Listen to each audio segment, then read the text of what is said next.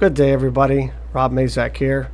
For those of you that don't know who I am a psychic medium with a number of really cool services, and we're not really going to talk about a lot of that right now or today, or on this podcast, rather. But I wanted to kind of spend a little time on the subject of chasing your dream. Now, I just posted a little short video clip about it on my social media, but I wanted to spend a little more time on the subject and kind of dig into it a little bit more than that video that I posted, because videos take up a lot of memory and they're hard to upload. And anyway, it's easier this way, it seems. Anyway, so now I want to talk about dreams in the respect that dreams don't have to be anything like magical or monstrous or things that are super glorious per se, because some people's dreams are simply to raise kids properly and see them get off to college, and it doesn't sound like much, but it is quite a feat, right?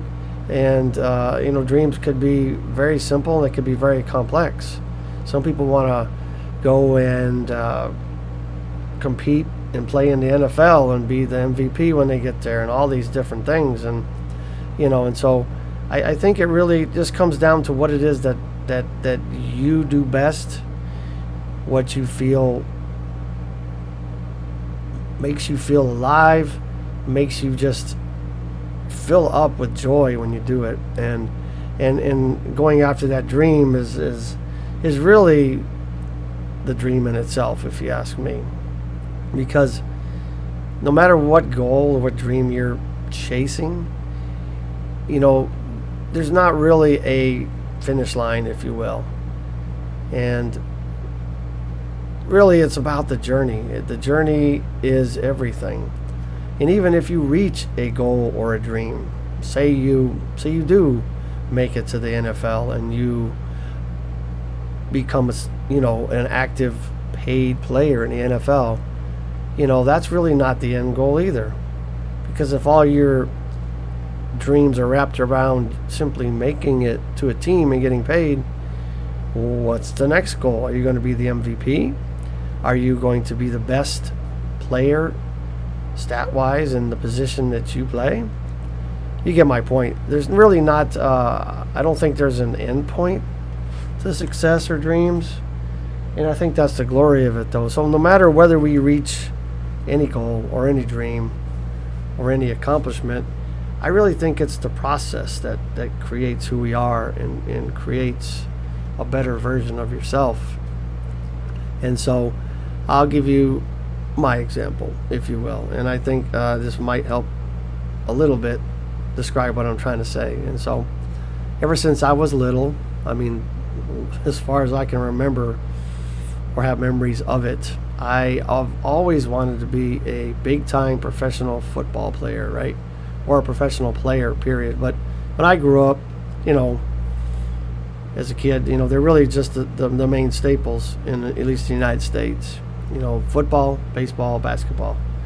I never really played baseball, and I didn't play much basketball, but I did play football a lot. And not past high school, unfortunately. It didn't happen, but or unfortunately, however you want to look at it. Maybe that was part of the plan. But we used to go out as kids and do TV catches and and just and really spin the dream. And it was a lot of fun, and maybe it was make believe, but still, it really, I think having a dream should never really stop.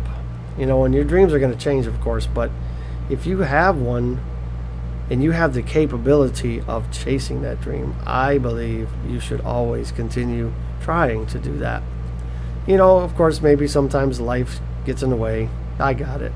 You get married, kids come along, paying the bills is more important. I understand that, but it doesn't mean you have to stop dreaming, and it doesn't mean you have to stop the idea of pursuing it. And so my story is really started when I was 47, right? 62 now. And I was a first sergeant stationed in Korea, and I was doing a lot of intramural sports, and some of my soldiers invited me out to join the soccer team. I don't think I even knew how to spell soccer then. And so I got on the field, and let me tell you what, I fell in love with soccer. Of course, I really sucked when I started. But the funny thing is, I stayed on the field. I was there all the time, every practice, every game I could possibly play, I was playing. When I came back to the States, it just got more and more intense. And I just kept on trying to learn. I never had any formal coaching for a while. And so it was all learning by trial. And then about, oh gosh, I don't know, several years into playing, I think around 50, I got thrown into the goal because the goalkeeper didn't show up one game. And let me tell you, that was a challenge. At that point in my soccer venture, career, whatever you want to call it, I was not interested in standing there. I wanted to run, right? But for some reason, I stayed back there. I mean, I stayed in the goal. I was always volunteering to go back there and learn. And it's like driving a car. You really are terrible at it for a while, and you got to pay attention to everything. And it got to the point where I was doing a lot of activities and saves and moves and things that I don't even remember doing, subconsciously processing it. And so I finally had the thought. I say, maybe I have a skill that I could possibly develop even at my age to compete as a professional. And I thought, well, this is the closest I've ever come. Why would I give up that thought? And so around 50, 51, I don't remember exactly. My memory gets a little, when you get older, and time goes by, those memories kind of squeeze together. But anyway, somewhere around 51 or so, I decided to start trying out in the open tryouts for our pro soccer team, which we finally got one in San Antonio at that point. And so I went out and I started, I went out for the next several years. And I think when I was 54, I believe it was 54, I even got interviewed by, I think it's Ken's 5, one of the news stations. And don't know if it ever aired, but it was really kind of interesting to be like a little short time, 10-minute celebrity there. And that was kind of fun. It really invigorated my my quest. And now, of course, I've never been called upon to move on past the initial open tryout portion of it. But I kept going. I just decided I was just going to keep giving it a go. What's the harm? If nothing else, it's going to make me a better player. And so it has, actually. But right before COVID came around, that fall, I believe it was. Anyway, before COVID, I went out for tryouts, and I came out in one of as somebody broke free and was coming at me at 1,000 miles an hour, to hopefully score on me. I slid, he slid, boom, and I got hurt. I don't think I've ever had so much pain in my life. I instantly ruptured my PCL on my left knee, and of course I had to leave. But stubborn old me, I was back on the club soccer team within a couple weeks and finished out the season. And so I'm one of those. Yes, I'm one of those. Anyway, then COVID came around, and I was deployed for a couple years for that and the border issues and things like that. Only within Texas, but still very intense. A lot of hours gone from home. No soccer was allowed, all that kind of stuff. Of course, they didn't even have any really going on at the time. And so, and then when I was done with that, focused on the business, and and I kept trying to play soccer, and just everything kept getting in the way. And so finally this summer, I got the call, that little voice in your head that goes, "Dude, you should be back on the soccer field." So I signed back up for college classes, back on the college club team again, and got going again. And then around the same time that I started back, I heard that little voice again. You should be out there trying out for the pro team again. And I'm like, I'm not sure why, but okay. And so I really put a lot of effort into training for my position as a goalkeeper. A lot of effort, a lot of work. I really pushed myself, and I felt like I really improved my skills. There are some things that didn't improve, but much of what I do really went up another level. I'm like, well, hey, why not? And they don't have a maximum age on the sign-ups, the registration. I'm like, well, let's do it. And so I did go out this last Friday, a few days ago, and went out there, and I had signed up to be a goalkeeper for the tryouts, and I even verified it. Am I playing in the goal? And they said, oh yeah. I'm like, okay, cool. I didn't feel like I had to train any different, even in a couple of days leading up to it. But guess what? I showed up, and my team has too many goalkeepers. There's two of us. And so I asked the coach, I said, so what's going on here? Am I on the wrong team? He goes, no, you guys are supposed to rotate, in and out of the goal. I'm like, oh, okay. And so this kid was like 24, I think. And so we warmed up a little bit, and he got in the goal, and the coach goes, and I was just standing on the sideline waiting for my turn. He goes, no, dude, get on the field. I'm like, oh my goodness, I'm thinking to myself, I haven't run the field in over 10 years. And I knew I was going to be rusty. And I'm, kind of weaning myself off of asthma through some processes. And I'm like, this might not be good. And anyway, I went out there, and I played every single position on the field. And although I was supposed to rotate with this guy, I did once. Barely touched the ball because my team was really good. And this 24-year-old came to me at our break, and he goes, do you mind staying on the field, because I'm gassed. I can't run like that. My first thought was, dude, I'm 62, you're 24. This should be the other way around. However, I'm like, well, thinking to myself, this kid has a lot better chance of making the team as a goalkeeper than I ever would. So I'm like, okay, just stay back there. And let me tell you, I haven't run that much in so long. And I literally played every position on the field. And everybody kept complimenting me on how well I was playing, and I don't really feel like I was playing well. And maybe it was simply the fact that they were impressed that I was an old fart out there still kicking, and maybe that's what it was about. I don't know. It still felt good to be told that I was doing well. And not as fast as I used to be, obviously. At least not for those distances. And the goal is a different thing. But anyway, we had about 30 minutes to go, I guess, in the tryouts, and I went for try to catch up with the ball for a pass that somebody sent me, or my general direction, and I was giving it all I had, and I felt and heard my hamstring pop. I'm like, oh my.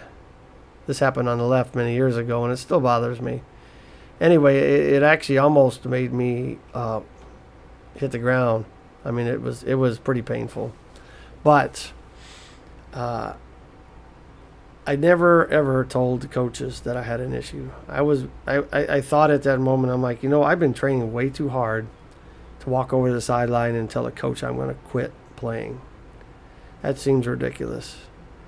And so some of my teammates knew that I hurt myself, and they were really trying to encourage me, keep me going. They're like, hey, you only got 5 minutes, you only got 10 minutes, let's go. We got it.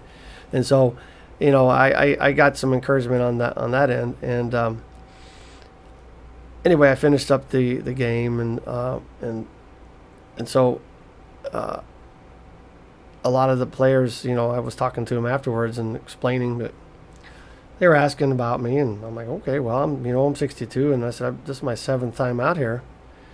And they're like, what? Seriously?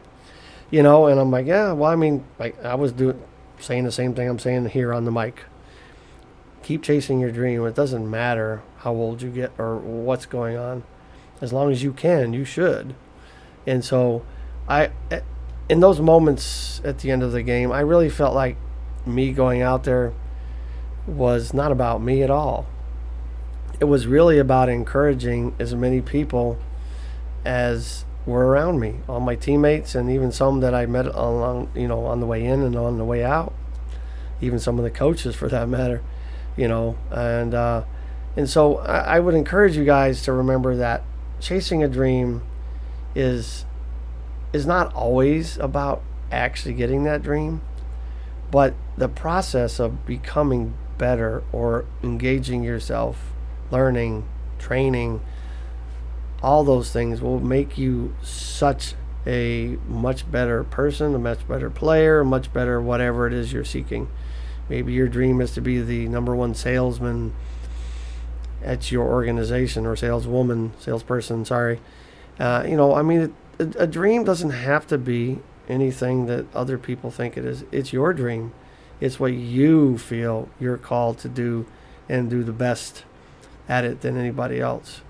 And so, anyway, I also had a lot of fun with all the coaches. They're like, I'm coming out there every year. Obviously, I had a little gap, but I think they forgot about the gap. They're like, dude, you're out here every year. I'm like, well, yeah, this is number 7.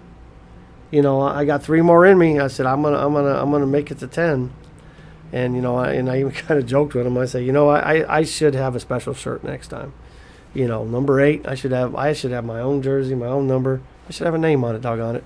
Anyway, we'll see how that goes, right? Of course they're supposed to tell us if we move on to the next step in a couple days. But let's just face it, guys. I'm 62, and I may be decent at my positions, or my primary position, but I am probably not that level of play. But that's okay. I enjoyed my time. I had a great time. I met a lot of cool people, and I got encouraged, and other people got encouraged by my story. One guy even said, dude, I didn't realize you could come out here at that age. I'm going to convince my father to come out next time. I'm like, let's do it, right? Why not? If nothing else, going out there every year, puts money in the team's pocket. They can buy additional things, more equipment, whatever it is that they're seeking. So in a way, it's also supporting the team. Because I don't have as much time as I'd like to go just sit and watch a game. I probably need to. I should. But anyway, I just wanted to spend a little time, few minutes, and talk to you about those dreams, guys. Don't ever give up on your dreams. You may have to put it on the shelf for a little while. It might get a little dusty. That's okay, right? But don't forget it. Like in the words of the great Les Brown, if you don't know who he is, motivational speaker. You don't want to be on your deathbed and all those dreams are staring at you with angry eyes, saying, "We believed in you, and only you could make these dreams come true. And now we have to go to the grave with you forever." And so I personally don't want that to happen. I know it's a not reality, but you get my point, is that all those dreams that are put in within us, within our essence, are put there for a reason.